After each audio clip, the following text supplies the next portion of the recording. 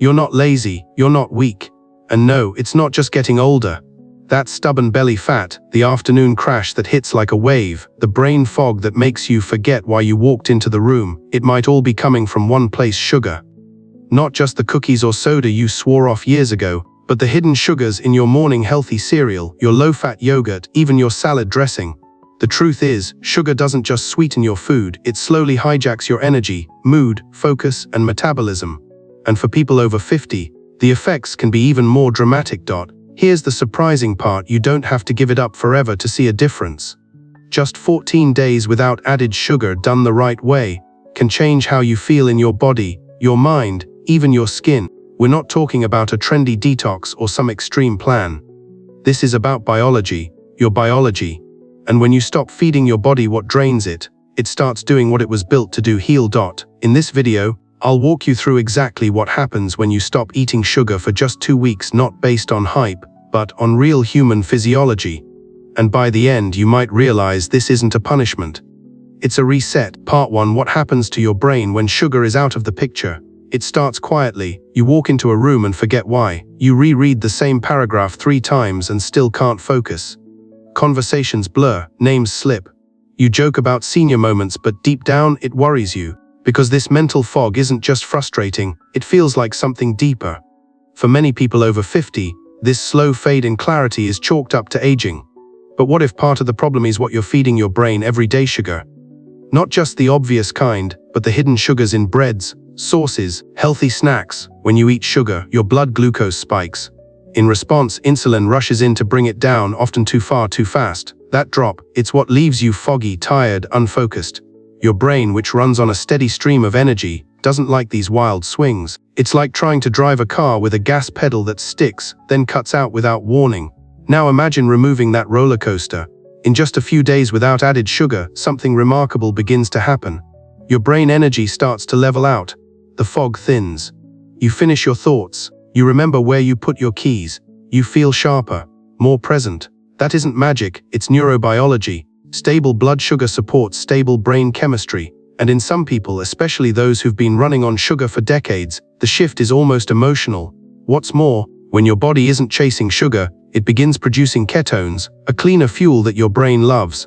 In fact, studies show ketones may protect neurons, improve memory, and even support the growth of new brain cells. It's not a promise of reversing aging. But for many, it's like flipping on a light switch that had been dimmed for too long. This isn't about being perfect. It's about discovering what happens when your brain finally gets a break from the chaos of sugar. The quiet clarity, the lifted fog, the sense of yourself returning, that's something you don't forget, and it can start in just a few days. Part 2: You're not always hungry. Insulin just makes you think you are. You finish a full lunch and an hour later, you're back in the fridge. You tell yourself you're just snacking, or maybe it's boredom. But deep down, something feels off. How can you eat enough and still feel hungry? How can your stomach be full, but your brain keep whispering, go get something else? The truth is, for many people over 50, hunger has stopped being about physical need and started becoming a chemical illusion. The real driver, insulin. Every time you eat foods high in sugar or refined carbs, even healthy ones like granola bars or fruit smoothies, your blood sugar rises. Your body responds by releasing insulin to bring it back down.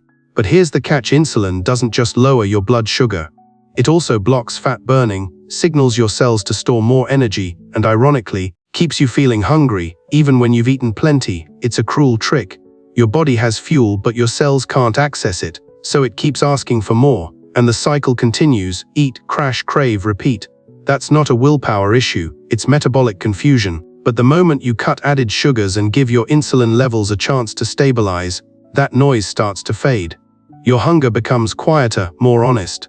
You begin to feel what true hunger actually is, and it's much less frequent than you've been led to believe. After just a few days off sugar, many people are surprised at how little they need to eat to feel satisfied. Meals become peaceful again, not a battle against cravings. Your body stops screaming for energy because it finally knows how to use what it already has. And when that shift happens, something beautiful occurs. You regain control, not just of your plate, but of your trust in your body. You were never broken. You were just being misled by a hormone that was trying to keep up with the sugar. Let it rest, and you'll remember what calm, quiet hunger really feels like. Part 3: The truth about belly fat and hidden water. Wait, you finish a full lunch and an hour later, you're back in the fridge. You tell yourself you're just snacking, or maybe it's boredom, but deep down, something feels off. How can you eat enough and still feel hungry? How can your stomach be full, but your brain keep whispering, go get something else? The truth is, for many people over 50, hunger has stopped being about physical need and started becoming a chemical illusion. The real driver, insulin. Every time you eat foods high in sugar or refined carbs, even healthy ones like granola bars or fruit smoothies, your blood sugar rises. Your body responds by releasing insulin to bring it back down. But here's the catch: insulin doesn't just lower your blood sugar. It also blocks fat burning, signals your cells to store more energy, and ironically, keeps you feeling hungry even when you've eaten plenty. It's a cruel trick. Your body has fuel, but your cells can't access it, so it keeps asking for more. And the cycle continues: eat, crash, crave, repeat. That's not a willpower issue, it's metabolic confusion. But the moment you cut added sugars and give your insulin levels a chance to stabilize, that noise starts to fade. Your hunger becomes quieter, more honest. You begin to feel what true hunger actually is, and it's much less frequent than you've been led to believe. After just a few days off sugar, many people are surprised at how little they need to eat to feel satisfied. Meals become peaceful again, not a battle against cravings. Your body stops screaming for energy because it finally knows how to use what it already has. And when that shift happens, something beautiful occurs. You regain control, not just of your plate, but of your trust in your body. You were never broken. You were just being misled by a hormone that was trying to keep up with the sugar. Let it rest, and you'll remember what calm, quiet hunger really feels like. Part 4: Ever wonder why you feel so irritable? You lose your patience over something small. The noise, the clutter, the smallest delay, it sets you off. Then comes the guilt or the apology. You didn't mean to snap. You're not angry at anyone, but you're tired, worn thin, on edge. For many people in midlife, irritability becomes a quiet, constant background noise, and most just assume it's stress, hormones, or simply getting older. But there's another layer almost no one talks about. Your mood might be riding the same blood sugar roller coaster that's draining your energy. Every time you eat something high in sugar or processed carbs, your blood sugar spikes, and not long after, it crashes. That crash doesn't just make you tired, it makes you anxious, restless, short-tempered. Your brain, starved for steady fuel, sounds the alarm in ways that feel like sudden anger, worry, or emotional overwhelm. This is not psychological, it's physiological. Your mood isn't failing you. It's responding to chemical chaos. But when you take sugar out of the equation, the ride stops. Blood sugar stabilizes. Hormones like serotonin and GABA, your natural calm and balance chemicals, begin to regulate more smoothly. You're not suppressing your irritability. It just doesn't show up as often. There's less inattention, less friction between how you feel and how you want to act. Conversations get easier. You laugh more. You breathe deeper. You reconnect with a part of yourself that's been buried under chemical spikes and crashes. And the shift can come faster than you'd think, sometimes within the first week. Not because you've fixed your personality, but because you've removed something that's been poking at your nervous system, day after day. That edge softens. The version of you that isn't constantly reacting gets to come forward again. You're not overreacting. You're just overdue for steadiness, the kind that begins when sugar steps back, and your nervous system finally gets a break. Part 5: Your skin doesn't need a new serum, it needs less sugar. You've invested in creams, serums, masks. You've exfoliated, hydrated, and followed every promise on every glossy label, and yet your skin still feels dull, uneven. Breakouts linger longer than they used to, and that healthy glow everyone talks about, it always seems just out of reach. The truth is, the problem may not be on your skin, it may be in your bloodstream. Because one of the biggest enemies to radiant, balanced skin isn't age, it's sugar. Here's what happens when you eat sugar: your blood glucose rises, and so does insulin. But insulin doesn't just regulate sugar, it influences hormones like androgens, which trigger oil production and inflammation signals that affect your skin's clarity and texture. For women, this means breakouts along the jawline, stubborn adult acne, or hormonal imbalances that show up on the face. For men, chronically elevated insulin can quietly lower testosterone, changing not just skin but energy, mood, and resilience. But when you remove added sugars, your body recalibrates. Insulin quiets down. Oil production steadies, inflammation softens, and your skin, no longer bombarded by internal stress, starts to reflect the balance happening inside. Within just 10 to 14 days, many people notice their skin looking calmer, clearer, more alive. That glow, it doesn't come from a bottle. It comes from the absence of what was clogging the signal all along. This isn't a judgment on anyone's skincare routine. It's a reminder that your skin is a mirror, not just of what you apply, but of what you consume. Sugar doesn't just affect your waistline or energy. It shapes the face you see in the mirror, and when you reduce it, your skin often thanks you faster than you'd ever expect. Less sugar, more glow. Sometimes the best skincare decision isn't something new, it's letting go of something old. Part 6: How your body switches to fat-burning mode. The first few days without sugar can feel strange. You might feel sluggish, foggy, even a little irritable, and part of you wonders, is this really worth it? But what's happening beneath the surface is far from failure. In fact, it's the beginning of one of the most powerful biological shifts your body can make, the switch from burning sugar to burning fat.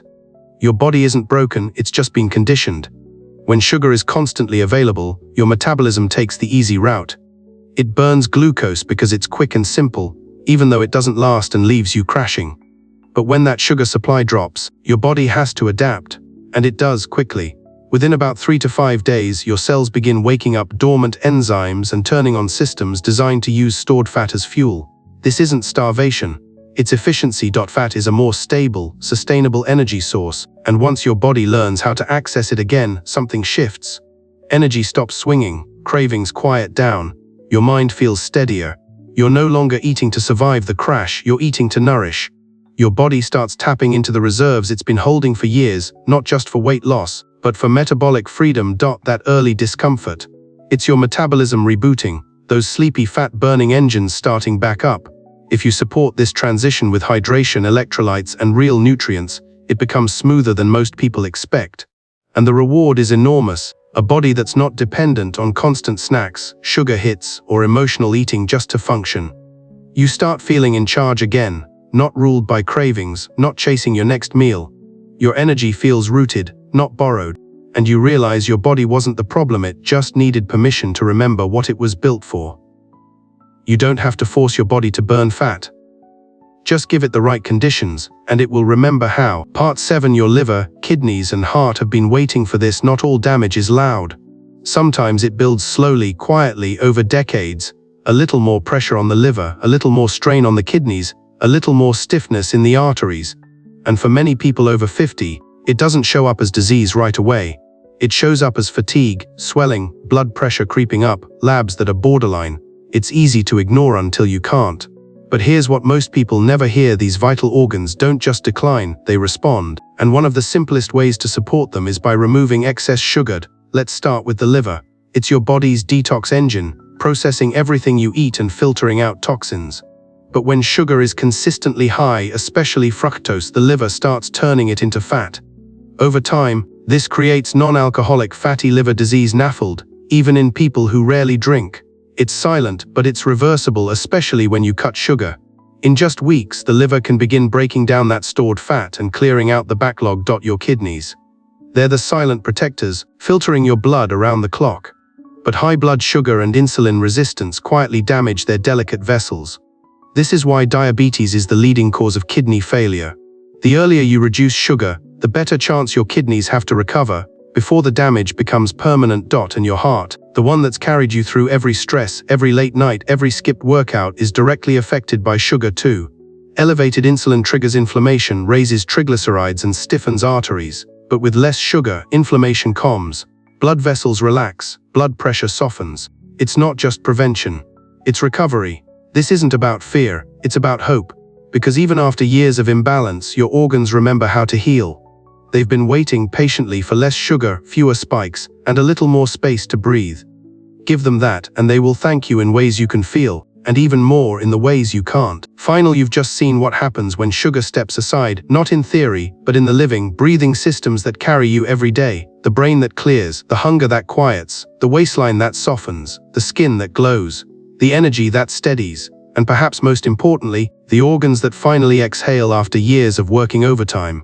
It's not magic, it's not extreme. It's simply what your body knows how to do when it's given the chance. The truth is, you were never broken.